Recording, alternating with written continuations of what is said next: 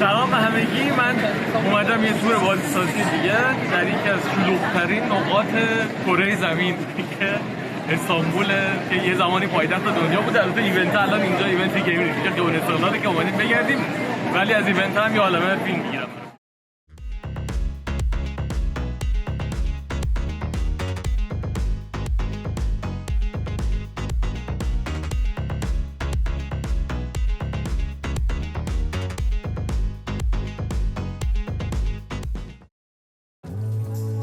سلام به همگی، اسم من تاهاست و اینم یه اپیزود دیگه از مجموعه ولاگ تور بازیسازی منه که توش به شهرها و کشورهای مختلف سفر میکنم و با بازیسازا و گیمرهای اونجا ملاقات میکنم. همونطور که دیدین تو این اپیزود داستان رفتنم به استانبول رو میخوام براتون تعریف کنم. صنعت گیم تو ترکیه با سرعت بسیار وحشتناکی در حال رشده. شاید بد نباشه بدونید که استانبول پارسال پنجمین شهر دنیا بوده از نظر تعداد قراردادهای سرمایه‌گذاری و تولید نشر بازی. امسال و فقط در نیمه اول سال 2023 نزدیک 330 میلیون دلار سرمایه‌گذاری تو صنعت گیم ترکیه رخ داده. اگه می‌خواید بدونید 330 میلیون دلار چقدر میشه، اینجوری حساب کنید که 100 میلیارد تومان یادتونه که باهاش قرار بود کشورمون بشه ابرقدرت گیم دنیا. اون 100 میلیارد تومان میشه فقط 2 میلیون دلار. 330 میلیون دلار میشه 165 برابر بیشتر. اگه با خودتون میگید عوضش نیروی کار ما تو ایران ارزان‌تره به نسبت کل دنیا، باید بگم که اتفاقا تو ترکیه هم وضعیت همینه و همین شرایط تورم وحشتناکی که ما داریم تجربه میکنیم و این اختلافی که واحد پولمون هر روز با دلار داره پیدا میکنه دقیقاً تو ترکیه هم داره رخ میده. مسئله فقط نیروی کار ارزون و استعداد و نخبگی و این چیزا نیست. برای رشد و پیشرفت علاوه بر این که باید بتونیم تولید کنیم، باید بتونیم تجارت هم بکنیم. اگه حتی فرض رو بر این بزنیم که ما تو تولید خیلی کارمون درسته، تجارت و بیزنس اونجایی که ما اتفاقا خیلی توش عقبیم، چون هیچ ارتباطی با بازار بین‌المللی و سرمایه‌گذارا و بازیگرای اصلی صنعت گیم تو دنیا نداریم. خب داستان چیه؟ داستانه که یه ایونتی برگزار میشه تو ترکیه، محوریتش گیم موبایلی و اخیراً وب تیری و اینا هم هست، به نام موبی دکتوم که فکر کنم بزرگترین ایونتیه که برگزار میشه. خیلی مفصل، من چند دوراش هم دیگه دنبال کرده بودم. اون کسی که در واقع صاحب ایونت هست، باتوان، اون باش دوستم، خیلی پسر باحالی، خیلی اکتیوه و دعوت کرد گفت ها میای تاک بذاری برای موبی دکتوم این سری. گفتم که آره چرا که نه. بعد ایونت رو معرفی کرد با من و 2 نفر دیگه. خیلی عجیب بود. مثلا حالا 50 نفر میخوام بیان تاک بذارن. معرفی ایونت با من بود با 2 نفر دیگه. اصلا خودم استرس کردم. ایونت فردا شروع میشه.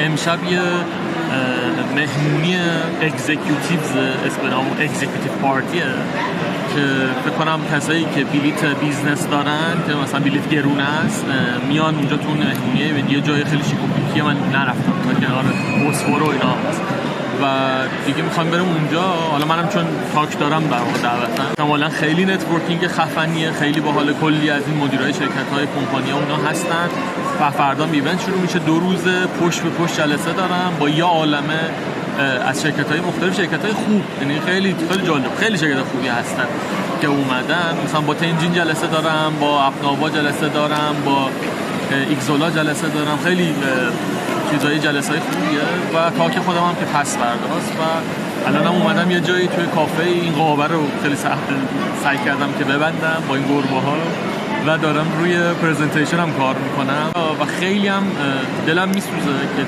حیف شد که ما از این ایونت‌ها نداریم، ایونت‌های نتورکینگ نداریم و واقعا آرزوگینی اون چیزی که یکی از چیزایی که باعث رشد میشه همین ایونت‌های نتورکینگه که مثلا میری با آدما با شرکت‌های دیگه صحبت می‌کنی، می‌بینی بقیه دارن چیکار می‌کنن، اوضاع چیه، اصلا تو اینداستری چه خبره و خیلی خیلی حیفه. یعنی ما تنها کاری که می‌تونیم بکنیم اینه که پروداکشن انجام بدیم، تولید کنیم و خودمون تو خودمون هستیم و این واقعا غم‌انگیزترین بخش ماجراست. و الانم که خب گوگل پلی فیلتر شده، اصلا یعنی همون یه ذره هم که ما میتونستیم یه مارکت خارج از ایران فعالیت داشته باشیم همونم نداریم و اینو برای من غم انگیزه. یعنی هر چقدر این سفر و سفرهای این چنینی خوبن و مفیدن، از اون طرف هم یه بخش غم انگیزی داره که هی یادم میفته و هی ناراحت میشم.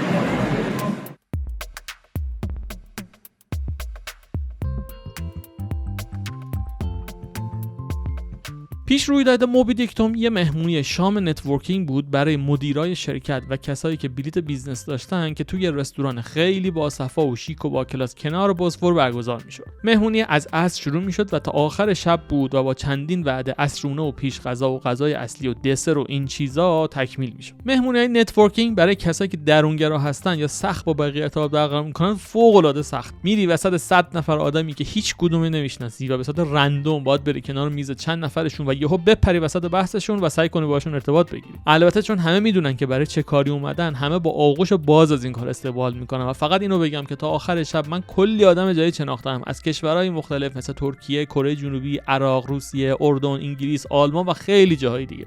کلی هم گیم جدید دیدم، با کلی شرکت جدید آشنا شدم، با یه سری خدماتی که اصلا فکر نمی‌کردم وجود داشته باشن آشنا شدم و خیلی سورپرایز شدم. این فقط یک مثال کوچیک از همون موقعیتایی که گفتم ما ازش محرومیم، یعنی بتونیم با بقیه دنیا ارتباط بگیریم و ببینیم اصلا چه خبره تو صنعت.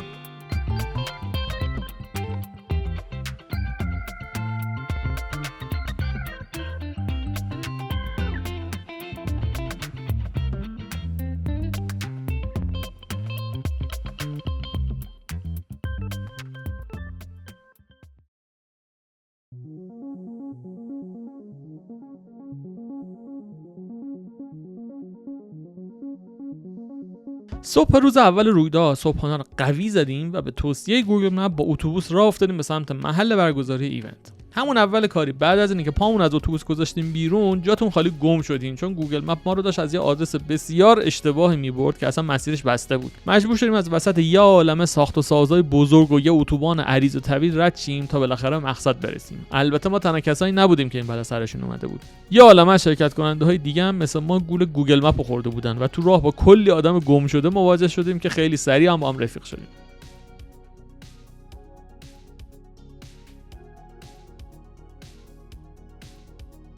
خود ایونت همونطور که حدس می‌زدم بسیار شلوغ بود.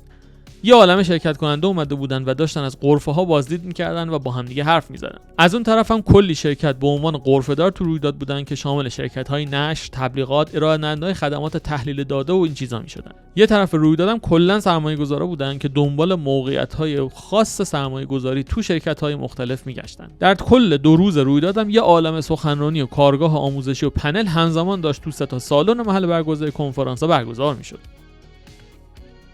برای این حجم وسیع از ارتباطاتی که داشت شکل می‌گرفت، 10 میز جلسه در گوشه کنار محل برگزاری ایونت تدارک دیده بودن که هر کدوم یه شماره و آدرس داشتن و وقتی از داخل اپ ایونت با کسی قرار جلسه می‌ذاشتی خود به خود شماره میز هم بهتون میگفت. ما هم از همون سر صبح روز اول یک عالمه جلسه داشتیم با شرکت‌های مختلف که بعضی‌هاشون خودمون درخواست داده بودیم، بعضی‌هاشون اونا درخواست داده بودن. ایونت‌های اینجوری خیلی جالبن. روز اول هیچ کس رو نمیشناسه، اما بعد از 2 روز و 30 تا جلسه دیگه وقتی داری راه میری همه رو میشناسی و همه چهره‌ها آشنان و همه به همدیگه لبخند میزنن و با هم سلام علیک میکنن.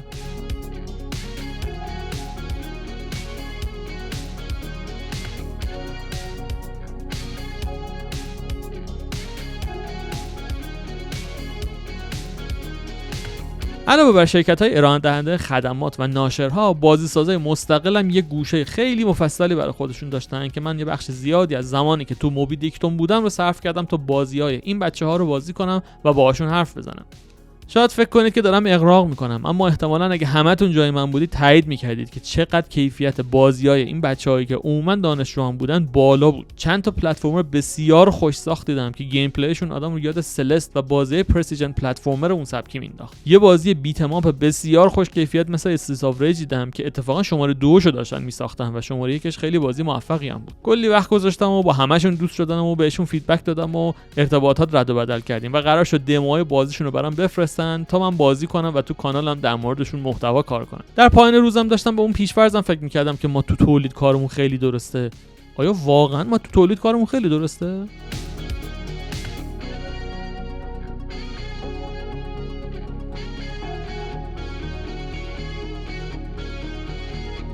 یه جایی از رویداد یه نقشه از دنیا رو گذاشته بودن که آدمایی که از هر جا شرکت کرده بودن بیان و کارتاشون رو بذارن که ما هم رفتیم و پرچم ایران اون وسط بردیم بالا. البته اینو بگم که خوشبختانه ما تنها بازیسازای ایرانی اون رویداد نبودیم. به صورت بسیار غافلگیر کننده‌ای چند تا بازیساز ایرانی دیگه هم دیدم که خیلی کیف داد. البته حسابی شرمنده شدم چون اونا منو کامل میشناختن اما من نمیشناختمشون، ولی خب هیچ وقت برای آشنا شدن دیر نیست. همشون البته ناآشنا نبودن. بعضی وقتا وسط یه عالمه چهره ناشناس و لوگوهای عجیب غریب یهو یه لوگوی آشنا میبینی و دلت گرم میشه. مرتضی معرفی کن خودت. من مرتضی سلمانپورم، کمپین منیجر مجموعه کویزاپکینگ. کمپین منیجر خیلی کم گفتی، میدونی مثلا اون کاری که شما میکنید تو کویزاپکینگ خیلی بیشتر از کمپین منیجمنت دیگه، ولی خب حالا دمت گرم. ولی خب دیگه البته یه بخشیشه دیگه. رولی در واقع از لحاظ دیولپ و مدل پیاده‌سازی قدرت فنی تیم‌های ما بی‌نهایت بیشتر از این است و اصلا دانش فنیش قابل مقایسه نیست. واقعا. ولی از لحاظ بیزینس هم اینجوری نیست که بگیم که واقعا اینا جلوتر از ما هم. تنها اتفاقی که بوده این بوده که فرصتی کار با اینترنشنال داشتن، زمینه اینترنشنال داشتن که ما نداشتیم. اگه ما هم داشتیم واقعا میتونم بگم که اختلافمون زمین تا آسمون بود با اینا و خیلی جلوتر بود. امیدوارم که یه روزی همه بتونن تمام این ایونت ها و یا حداقل بگم که این ایونت که بزرگتر از این ایونت خودمون تو کشور خودمون داشتیم. آره بابا این اصلا ایونت خفنی هست ولی اصلا چیز عجیبی نبود. خیلی هم ایراد داشت. خیلی واقعا، یعنی اصلا اینکه ما بتونیم همین چیزی داشته باشیم اصلا چیز عجیبی نیست. خیلی بهتره شما میتونید داشت. و یه خوبی هم که این برام من داشت خیلی جالب بود که این ایونت برخلاف رویدادهای دیگه که من جاهای مختلف دنیا میرم معمولا وقتی میگی ایرانی هستی یه ذره آدم‌ها یه جوری میشن و حالا کار بیزنس نمی‌کنن و اینا، ولی اینجا خیلی اینجا همه مال همین منطقه، همه کالا میشناختن و خیلی باز بودن برای کار کردن و مثلا همکاری و اینا. خیلی جالب بود، خیلی خوب بود. یعنی اصلا همین که با کشورایی که تو یه منطقه هستن کار می‌کنی اصلا یه زمینه فکری مشترکی داره، خیلی خوبه. دقیقاً. البته واسه تجربه‌ام بود که یکی از اینوستورایی که ما باهاش صحبت کردن اینوستور فکر کنم رومانیایی بود اگه اشتباه نکنم، ولی اون هم جالب بود که گاردی نداشت نسبت به ایران. یا حالا اومده بود توی این کشورهای نزدیک حوزه خلیج فارس فکر کنم که مثلا زل فارسیش بهتر شده بود، یعنی که چیزی، ولی اون حداقل واکنش بدی نداشت و استقبال هم کرد، یعنی که علاقه نشون داد بابت اینکه بتونه بیاد این کار انجام بده و در کنار ما باشه. شد امیدوارم برای کویز اتفاقای خفنی بیفته ان شاءالله.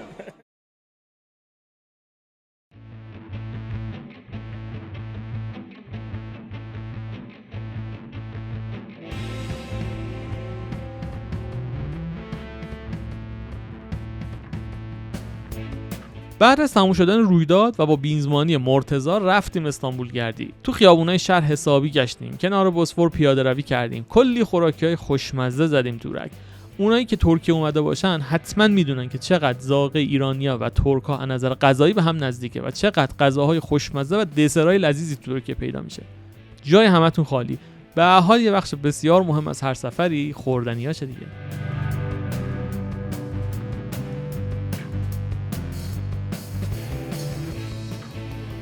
روز دوم رویداد موبیدیکتوم من یه سخنرانی داشتم. سخنرانی من خیلی دیزاین محور بود و در مورد الگوهای طراحی یا دیزاین پترن هایی که تو بازی‌های هیبرید کژوال به درد می‌خورن صحبت کردم. سالانی که من تو صحبت کردم تقریبا پر شده بود و بعد از تموم شدن صحبت یه عالم از حضار اومدن بیرون و نیم ساعتی داشتیم گپ می‌زدیم و داشتم سعی می‌کردم سوالای آدم‌ها رو جواب بدم. به صورت خاص همه یه فیدبک داشتن، گفتن چقدر تو این رویدادی که بیشتر سخنرانیاش مارکتینگی بودن خوشحالن که یه نفر یه تاک تخصصی گیم دیزاین گذاشته و توش اینقدر با جزئیات در مورد دیزاین حرف میزنه. در ادامه روز دوم و در آخرین ساعت‌های رویدادم شانس اینو داشتیم که با یه بازیساز ایرانی کاردرست دیگه گپ بزنیم که کلی کارهای با ارزش کرده بودن. من هادیم، فامیلی فرمانیه، توی ما کار موبایل گیم می‌کنیم و یه اکسپریانسی توی آلفا موندو داشتیم با بیش از 60 میلیون یوزر برای بازی ماسترز گنگ. تقریبا 70-80 تا پروتوتایپ زدیم و بازی خوبی داشتیم.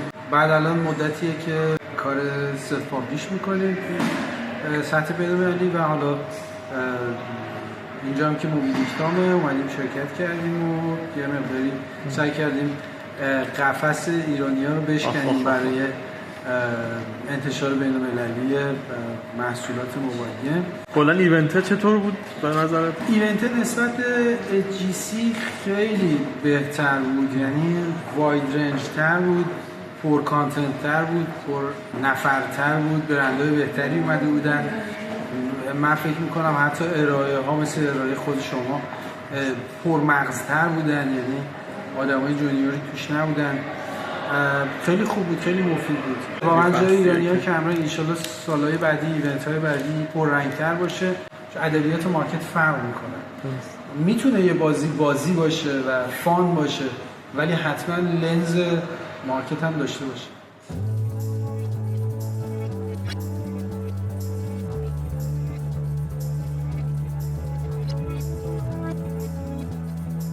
رویداد فشرده 2 روزه موبیدیکتوم تموم شد و برای بعدش کلی کار و تسک جدید در اومد. این که برگردی ایران و شروع کنی پیگیری کردن ارتباطاتی که با اون همه آدم و شرکت جدید برقرار شده و بالا پایین کردن موقعیت‌های تجاری جدید و همکاری آینده. خود رویداد از نظر کیفیت برگزاری اصلاً در حد و اندازه رویدادایی که ما تو ایران داریم نبود، واقعاً نبود.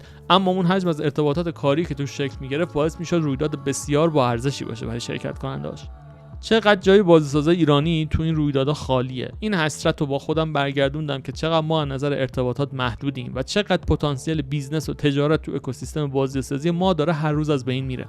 اکثر ما بازیسازا برای اینکه بتونیم با شرکت‌های خارجی ارتباط کاری داشته باشیم، یا باید بهشون دروغ بگیم یا از طریق چند تا واسطه کارمون انجام بدیم که همه حالاتاش فقط پیچیدگی و هدر رفت منابع رو بیشتر میکنه.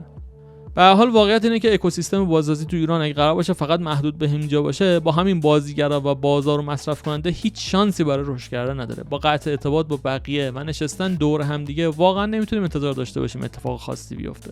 به امید اون روزی که بتونیم جای واقعی خودمون رو تو این صنعت تو دنیا پیدا کنیم و اون جایی باشیم که واقعا مستحقش هستیم. در پایان از دید کسی که از دل اکوسیستم ایران اومده و از روز اول شروع بازیسازی تو ایران فعال بوده و از اون طرف هم همه گوشه کنارهای دنیا رو رفته و دیده، قبول کنید ما واقعا کارمون درسته.